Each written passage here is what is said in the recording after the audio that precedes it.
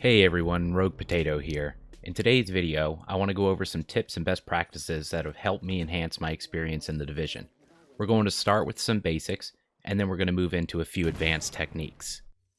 So the very first tip I have for you is to play with your HUD adjustments.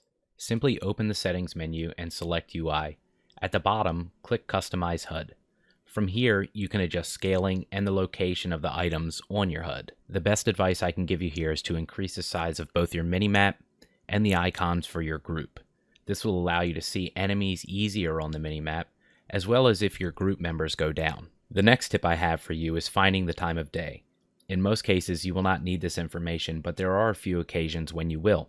Unfortunately, this information is hidden within photo mode, which you can access from the main menu. The time of day will be located in the upper right-hand corner. For reference, the night cycle starts at 7 p.m. and ends at 5 a.m. While you're here, feel free to take some awesome screenshots. While in your main menu, you're going to want to head over to the progression screen where we will cover our next two tips. First, click on the Ubisoft icon. Here you will see 6 weekly club challenges that you can complete to earn some extra rewards. Make sure you select each individual challenge and activate them. You will also need to return to the same screen to claim your rewards. The second tip, located in the progression menu, can be found by selecting the Accommodations tab. Any accommodation you complete will need to be manually claimed. Claiming accommodation will reward you with a patch that you can change in your apparel menu. Moving on, I'm sure all of you have noticed that you tend to collect a lot of random trinkets. You have two options with these. You can either turn them into roaming patrols, which will typically reward you with some crafting materials, or you can sell them at any vendor for some extra coin. The next tip I have is to not forget about weapon talents that provide buffs to other weapons while holstered.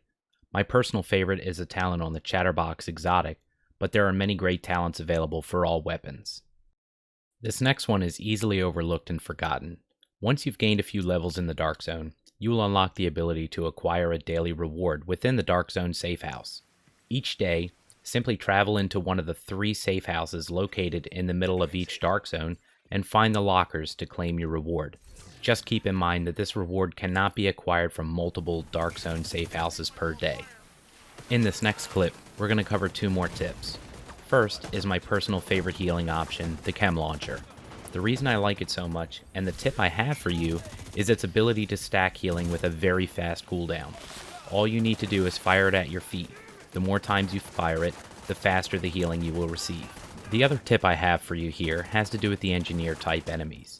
When they place down a turret, it is often best to ignore the turret and kill the engineer. This will cause the turret to stop firing at you, and in most cases will even fire at the enemy. A great best practice I have for you all is to open combat with a grenade whenever possible. Doing so will give you a significant advantage over your enemy. In some cases, you may even kill them with just the grenade.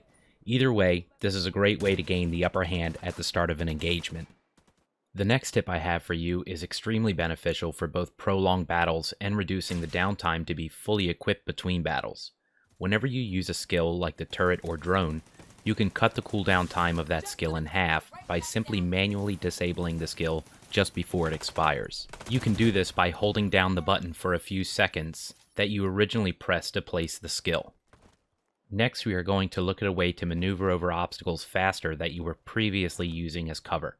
As opposed to just pushing the control button to climb over, first press back to break cover, followed by the control button. You will vault over the cover faster using this method.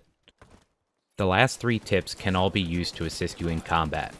First, always aim for enemy weak points. Most enemies have them, and many of them cause explosions or a disorientating area of effect to enemies. This can make the difference in many engagements, especially at higher difficulty levels. Note that even after killing an enemy, you can still shoot their weak point if it has not already been destroyed. Second, when you see an enemy with a full body shield, aim for the small window near the top. You will be able to land headshots on the enemy and take them down faster than simply destroying their shield. The last and final tip that I have for you guys is to always try and shoot down grenades and Molotovs. Doing so will not only prevent damage to you, but depending on when and where you shoot them down, they can cause damage to the enemy. Alright, so that's all I have for you today. This has been a lot packed into 5 minutes, and I'm sure many of you have other great tips to share. If you do, let me know in the comments. As always, Thanks so much for watching and enjoy your day.